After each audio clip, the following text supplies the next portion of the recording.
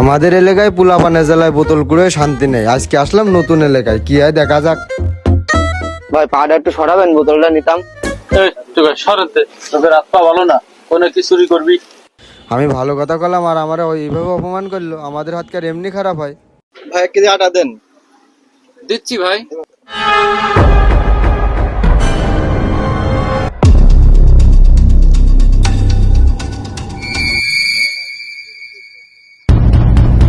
মোটরসাইকেলে মনে হচ্ছে বাজারের থলে, আজকে তো আবার হাটবার।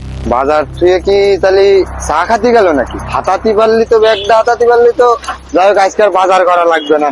আশপাশে তো মনে হচ্ছে কেউ নেই, তাহলে বাজারের থলেটাই আজকে ঝাড়িয়ে দিই, তাহলে আর আজকে বাজার করা লাগবে না।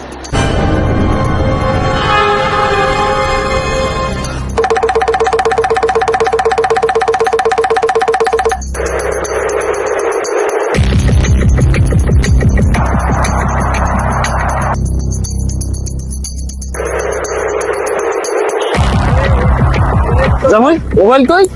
মোবাইল নিলে কিনা? আর আমার সে চশমা কই? দেখো টোকাই এসে নিয়ে গেল কিনা। এই জন্যই কয় টোকাইগের হাত ভালো না, ও শালারা কাজ করবে না, এসব চুরি চাচড়ামি করে খাবে।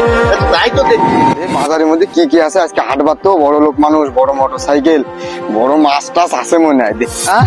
কি ছাই ছাই বুঝেছে এর মধ্যে। শালা মনে হয় মাজনের ব্যবসায় রে, শালা খয়রাতের ব্যাগ ঝাড়লাম। আজকে ব্যবসাটাই লস। এই ব্যাগ আর রাখে কি হবে, দূর ফেলা দি না থাক। ব্যাগের দামও 5 টাকা। এই ব্যবসা ছাইড়ে দেবো, আর করবো না। টুকাই মুকাই আর বড় কিছু চিন্তা ভাবনা করতে